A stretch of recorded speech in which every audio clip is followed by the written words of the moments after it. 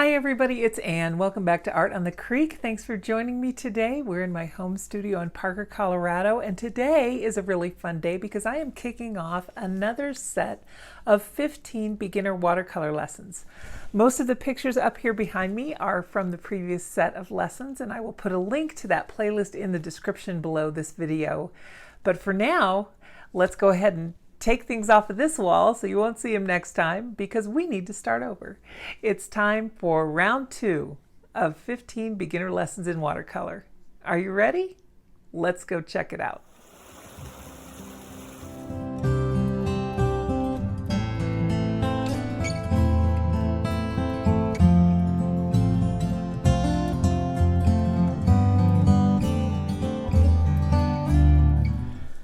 Well, for starting to learn watercolor, I recommend that you get supplies that you're going to be happy with that are going to give you a better experience. Now, the problem with using a cellulose paper, which means a paper that's made from wood pulp, or you will know because it won't say 100% cotton. The problem with using those papers is you get a lot of streakiness and a lot of problems with your washes, and it's harder to control. It's much more forgiving if you learn on 100% cotton paper. Now, the last series of introductory lessons, beginner watercolor lessons, I'll put a link in the description to those, that playlist, and also a card up here. I recommended the Paul Rubens 100% cotton watercolor paper. These brushes, which I still really love, the Princeton Snap brushes, I think they are perfect for beginning watercolor artists. And also the Winsor Newton Cotman set of watercolors. Now, you can definitely use those. In fact, let me grab them and I'll show them to you. Winsor & Newton is a very well-known brand in the art community, and they make beautiful paints. You can see I have used this palette very much.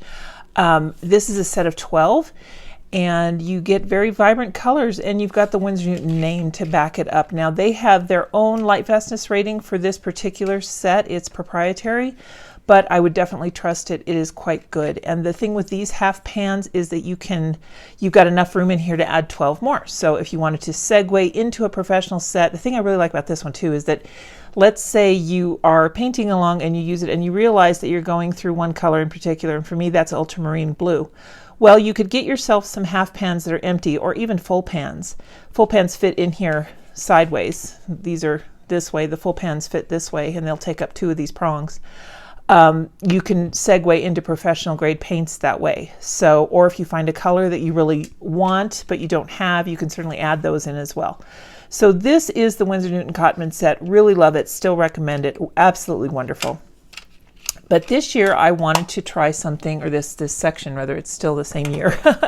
I wanted to just try something different because I've heard such great things about this Paul Rubens watercolor set. Now, I really love the Paul Rubens products. They're a company out of China, and I think that they're really pretty good quality for the price, and I've always been impressed. Their packaging is very bespoke. This is a wonderfully thick box, and you can use it again as a pencil tray on your desk, or what have you. You can use it to keep your paints in. It does come with a chamois every time, and these are great for wiping your brush, blotting it off after you get it wet.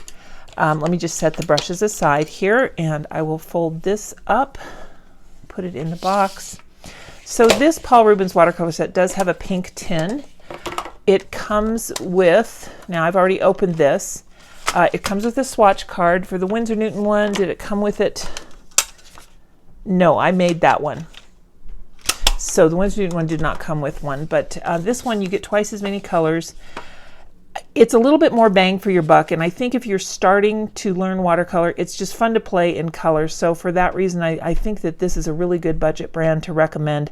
They all have really good light fastness ratings, and I would trust them, although I have not tested these on my own. I trust the Winsor Newton light fast ratings without testing them. But this one I just simply haven't tested yet, but I would trust it. I've never had a problem with these. If you're working on a professional piece that you're doing commission, then you just need to use professional tier paints. That's all there is to that. Most of these are single pigment. I was going over this. Now this is all written in Chinese, which is why I went over it to write the names of the colors. Some of the names of the colors are kind of interesting. Like they call this. This one I think was called Tree Green. Here are my swatches from it. This one is called, no, they call it hooker's green. The one up above it is called tree green. So there are, sap green would be the color that you probably find most familiar, I assume, because I haven't really checked the pigment information. However, the pigment information that I did reference here, it was a wonderful, wonderful reference site, and I can put a link to that in the description as well. Most of these are light fastness 1, where 1 is excellent and 4 is fugitive. We only get into the 2s where we get into this dioxazine, or excuse me, the quinacridone violet, which is not a surprise. The purples tend to fade, as do the reds. Here's one that's a 3, this anthraquinone red. It's a light fastness level of 3.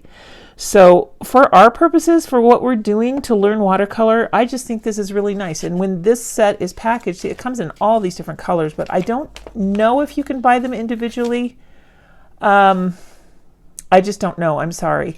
I feel like you can, but I can't remember if I'm thinking of Van Gogh or Paul Rubens. So I will link to this set that I purchased, and then I'll leave that up to you guys if you decide you want to buy something individually.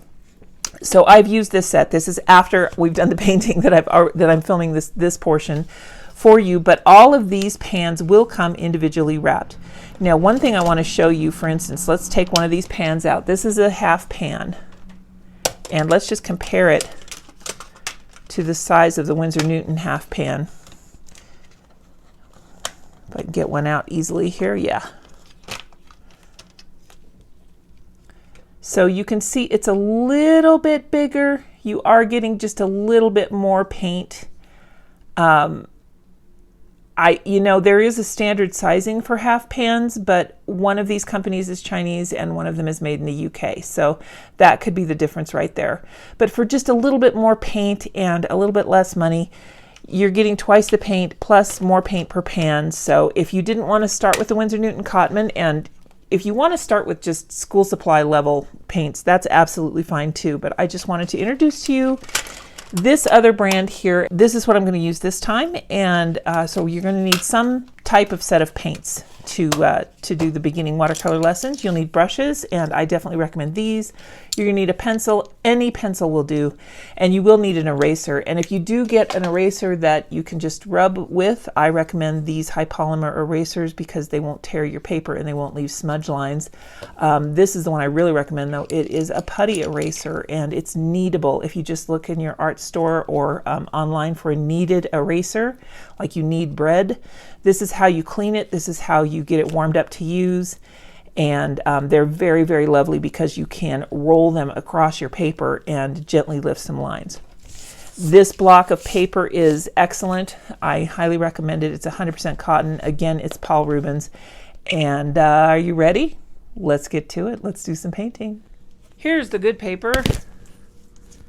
This is the cold press paper by Paul Rubens. I love this stuff. I think it's very high quality paper, and I do recommend it for all of my beginning students. I think it's fabulous and it's very, very affordable. Now, there's a lot of other decent quality cotton papers on the market. I like this one because it's in a book, and that way you don't have to worry about taping your paper anywhere. You can just open it and start painting. So first, let's get past the first hurdle. Let's get it open.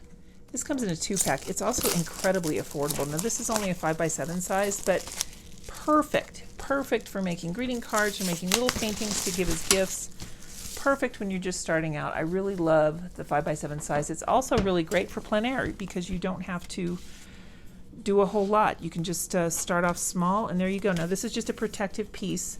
So you're going to use something like this, or a bone folder, something that is not going to scratch the papers that you're leaving on the block. If you have a table knife, like a plastic table knife, you could use the blunt edge of that.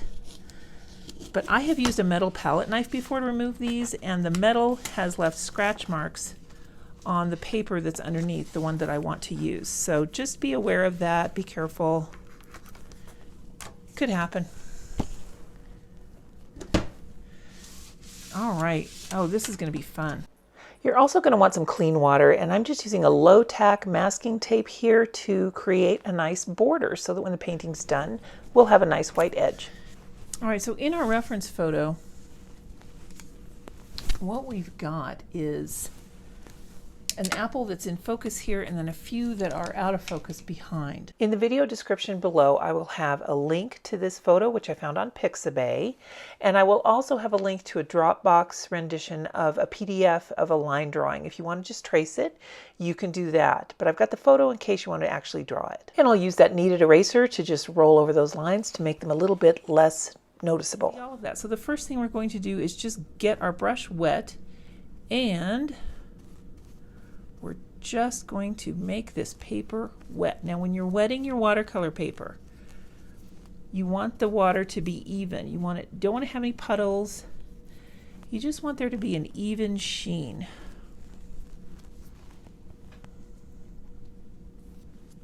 Try not to have any dry spots. Now, what I want you to notice is the colors that are underlying the apples. So for instance, we've got some of this light green that's really quite lovely right back here in this apple. We're not going to go all the way to the edge, and I'm just kind of depositing this pigment in general. I've got a little bit of it here, wherever else you see something light, kind of back in here.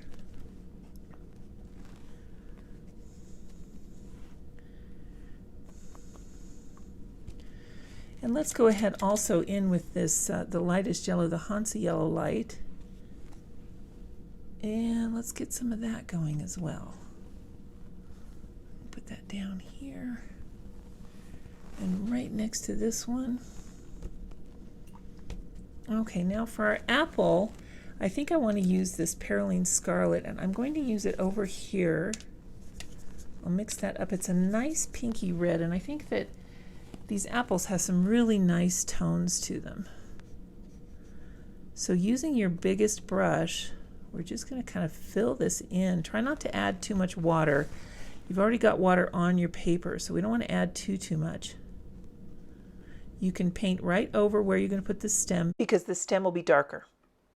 In general, no matter which set of watercolor you're using, you want to start out with your lightest red and then gradually segue into the darker reds that you have. They might go warm to cool. That might be what it looks like on your palette. If you're using this particular palette, it would be, you would start out with, let me look it up here for you, with that Perylene Scarlet, and then I'm adding in that anthraquinone red. If you have a cadmium red, that would work as well. And then to make these darker, we're going to mix in tiny amounts of Payne's Gray. It's such a good color to use to gradually darken things like reds, because you won't risk it turning a color you don't want. The Payne's Gray has a blue base to it, so that will help you create those great shadows that naturally occur on the apple, and they're also going to let that color of the apple shine through. So think of your color wheel. When you are making a shadow of a color, if you want to make that color darker in value, you need to go along the color wheel, and red segues into blue through purple. So that Payne's Gray will be a perfect thing for you to help darken this a little bit, this red. So we're just going to dry this now. We've got all of our basic colors in, and then we'll come right back. I'm using a heat tool to dry this. You can just certainly let it dry naturally, but the thing I want you to notice is that there was a color shift. Our colors, now that they're dry, are much more pale. So just keep that in mind. When you're putting your watercolor on, it's going to dry a little bit lighter. That's called the color shift, and it's very normal. Happens with all watercolors. So let's go ahead now and switch to our number 6 round, and we can fill in these little shadow spaces. We'll use our Payne's Gray, and we want to get the brush wet and dip it into our pan, and then kind of make the paint about as thick as whole milk. And I'm just tapping it off to kind of test how much pigment I have on there and what the strength of that pigment is, because we don't want it to get too watery. Now this technique we're doing right now is called wet on dry, and I'm just very carefully filling in the areas that are the background of our apples. So let's finish those up, and then we'll zoom ahead to the next step. Now you can see we have all of that background filled in, and we might go over that with another glaze, but for now that's all that we need. So now we're dipping once again into that Perylene Scarlet. If you have an alizarin crimson in your palette, that'll work, any kind of a cool red. And we're going to add just a touch of that Payne's Gray to kind of bring it down into that dark burgundy-ish purple range. And this is where we're going to add those shadows that occur from the apples being very close to one another. So here's what we're going to do in this case. We're going to go in and get that shadow color mix between the red and the Payne's Gray, getting it good and a nice deep, rich, purpley red. And you can notice where the apples are almost touching. That's the area where we're going to concentrate on. So we're just going to place the pigment down there. And I know it looks shocking, it looks so strange, but this is where you need to trust the process. Every painting goes through a phase that's just a little bit weird. So be prepared for that. Be prepared for an ugly phase on your painting or a weird phase, and you'll be able to get through watercolor just fine. We place that pigment down and then we dip it into our water, and I'm just painting over this entire apple with water very lightly. I don't want to disturb the pigment underneath, but I want to create a path for the watercolor to travel on. So I'm adding wherever I see darker spots, darker sides to the apple, darker features. I'm just adding the pigment right there, dropping it in, and then we'll let the pigment travel naturally along the water there. What we can do is we can coax it just a little bit, as I'm doing here, but for the most part, we're just going to let it travel as it will. Watercolor really likes to go where there is water. So if you remember that, you're golden. Really, the secret to watercolor is being able to control the amount of water you're using. So over here now, we're going to add some more of that light green onto this apple. And this is what I really like about this set, is it is so transparent. When you're using transparent watercolors, you can really have success in placing glazes one over another, because the colors underneath are luminous enough that they will shine through whatever color you're putting on top. Now you notice I'm being very, very careful when I get next to that apple that is already wet, because what I don't want to do is to have the color from that apple migrate over into this new one that I'm working on. Now that you can do that, and you can use that to your advantage. It can make a really neat watercolor effect, but for this particular painting, I don't want that to happen as much. So now I'm just going in and placing a little bit of this red on this side of the apple, and I'm going to let that red and green mix naturally on this apple as well, because that's kind of the way the skin looks. They mix very naturally, and it's very streaky. So you'll notice I'm using my brush to kind of whisk up as I'm painting, and I got a little bit out of line there, so you just blot that off, and we'll be able to fix that later. But I'm just using that brush to kind of flick in a sideways motion to create this round shape of the apple. So when you're painting something that has shape and form, what you're going to notice is where the lightest parts are, where the darkest parts are, and what are the direction of any kind of lines that you see on it. If an object is perfectly smooth, and even though apples are smooth, they do have some lines to them in their skin. You want to make sure that you are painting in the direction of the shape. So in this particular case, I wanted to make sure that all of these lines that I'm putting, the patterns in the skin, all that texture, I wanted to make sure that it's going in the shape of that round apple. I'm also working on the shadow area that's right up against the stem. And you'll notice that we did paint over some of the area where the stems will go, except for this one right back up here that I'm working on now, because the stem will not be as dark as the Payne's Gray. We can go ahead and fill that in once we get to the stem, but there's a little white space left for the stem up there. So I'm just working on the roundness of this apple and the shadows, and I'm just going to jump in here parenthetically and apologize if you can hear a buzz saw in the background. I've got, my neighbors are doing some reconstruction work, and I have the window closed, but the sound is really, really loud, so I'm so sorry. I do work out of my home, and I am subject to whatever's going on around me, so I hope that that noise isn't too annoying for you guys. Back to the apple. We're going to go ahead and pull those shaded reds. Again, that's the Perylene Scarlet and the Payne's Gray, and we're just pulling those lines up. This apple down here in the corner is mostly in shadow, so you can just fill this one in pretty much solidly. It's such a small apple. When we're looking at this painting, we just need to register in our eyes and brains that there is another apple there. So you really don't need to put a lot of detail in that one in particular. Now let's move on to this big apple over here on the left, again using that darkened red, and this is just kind of a light wash that I've put in. It's about the texture of skim milk, and I'm just trying to go around very carefully around the border, just cleaning up the edge a little bit and trying to get the basic color of the apple that I see in the reference photo, trying to get that replicated here. And I'm using the side of my brush. I'm kind of pushing down and using that big fat belly of the brush to create some of these lines. And what that will do is create a little bit of kind of a dry brush technique. We'll get more into that later as the lessons go on. But for now, go ahead and play with your brush. Try making the brush strokes with different sides of your brush. You can use the tip of it to get near an edge. We can blot it off as we're doing here now and use it to lift color off where we want to maybe make something lighter. Or we can load it up with pigment and use it on its side to create some wider strokes. So there's an awful lot you can do with a round brush.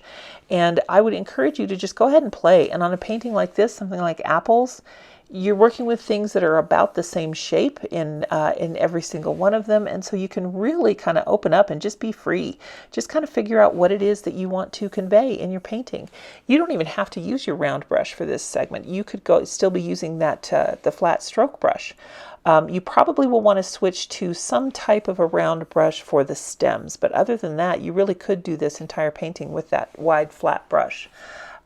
For these lines here, I prefer to use this round brush just for that reason, that you can add all of these textures with it pretty easily.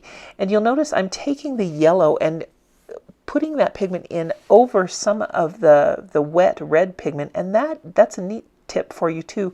You can let these pigments mix on the paper. And over here, you'll see I ended up with a little bit of a cauliflower bloom. What that is kind of looks like a water splotch on the paper. And that comes from having too much water on your brush when you go into an area. What I had was the surface area, wherever I was going, was not as wet as my brush was. And so by putting more water in on an area that was already starting to dry, I left a little cauliflower bloom. Depending on what we're working on, sometimes cauliflower blooms can really be our best friends, but for this one today, I didn't want to do these apples in that style. So you'll notice I saved this center front apple for last, and there's a reason for that. I wanted to make sure that I had all of the other values set the way I wanted to so that I would know how intensely to go in on this apple. And you see I've changed the way I'm holding the brush. I'm trying to do some dry brush technique, and that's where you have a fairly dry brush. The paint is kind of thickish on there, about the texture of yogurt almost. And I'm just using the texture of the paper, and then on this particular paper it's not very textured, to skim lightly over the surface. And to do that, you're going to hold the brush kind of in your fingers this way, and keep it almost parallel to the surface of your paper. And then you just skim it over that textured paper, and it will naturally create highlights for you. So that's what I'm trying to do here, is to get these areas not only curved, but to have them be a little bit uneven.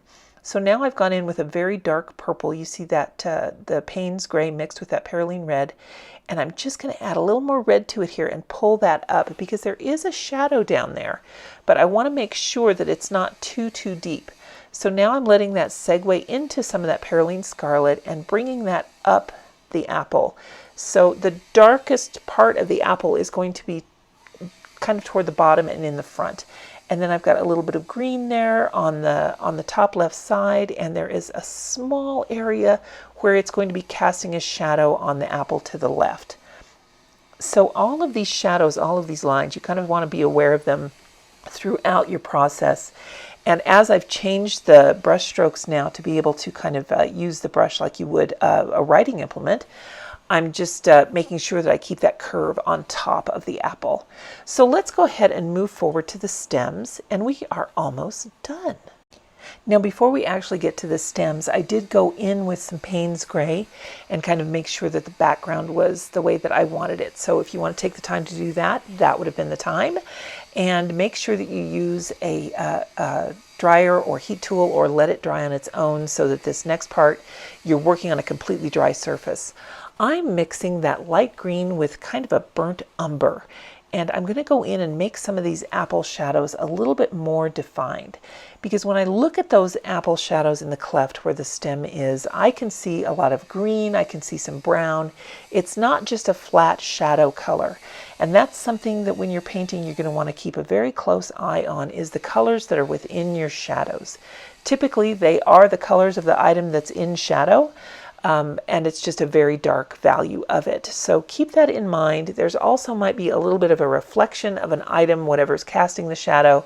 So if you can train your eye to look at the colors that are underneath what you're seeing, then I think that your artwork will come out with much more depth and dimension. So now that I've got that shadow in there, I'm going to tweak the reds in this apple just a little bit. You'll also notice that when you're painting, that when you work on one thing, then you'll see that an adjacent area or an area on another corner of your painting really needs to be punched up to help match what you just created. So keeping in mind your color shift and your value shift for watercolors when they dry, you know, just kind of remember that you've got this, you might have a need to punch things up elsewhere after you work on something. So let's finish up these stem shadows, and then we can go right in and do the stems themselves.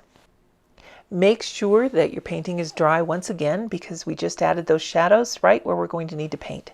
I'm going to start with this light green. If you don't have this particular shade, kind of a permanent green light will work. And it's not opaque, but I'm just putting this color down first to mark where the stems are. And if you can't see your pencil lines anymore, you know, just kind of wing it. Put something in there that's got a slight curve to it, and try not to make the stems curve in all the same directions. And now, after that's dry, I'm just going to mix some more of that umber in over that same area where I had the green. And I'm just putting this very, very gently, delicately on the left edge of all of these stems. I want to remember that there is a light source and it's kind of coming from the right. So we want to make sure that our stems are just a little bit darker toward the left. And now guess what? You are done painting. This is the best part of all, is taking this tape off and seeing that crisp white border that frames your painting so nicely. When you do this, no matter what tape you use, and I always recommend using a low tack artist tape. You can use washi tape. You can find those in the craft store just about everywhere. I always recommend pulling the tape away at a perpendicular angle to the edge of your paper so that you've got that little angle there. And use a heat tool, point it ahead of where you're pulling so you don't burn your fingers, but use that heat tool to make sure that that releases the adhesive, and that way you can protect your paper. Sometimes the adhesive gets a little bit strong and it can adhere on just too much and take some of the surface of the paper off. Sometimes I like to give my paintings a title, and this one seems like it should be called Harvest Time. I don't always give them a title, but sometimes I do. So I'm just going to write that down there in pencil. It doesn't have to be anything perfect. And I'm just going to sign my name, and I do encourage you to sign your paintings on the front. Give it a date. I'm just writing August of 23, and that way you can look back at your work and see your progress. If this painting didn't come out quite like you planned, it's okay. Pat yourself on the back. You did a great job. I promise you that if you follow these 15 lessons, you will see improvement in your work. And if you are an accomplished artist and where you are on your journey, I hope that these lessons are a fun little diversion for you to paint along. Guys, thank you so much. We'll see you next week. I really appreciate you hanging out with me, and I hope you enjoyed this beginner lesson of apples. Take care, everybody. Bye now. If you enjoy content like this, please give this video a like, and if you haven't already, please subscribe. I would really appreciate that. And you can also share this video with your friends. There's a little share link down at the bottom. Thank you so much, everybody. I hope you have a great week, and we'll see you next time.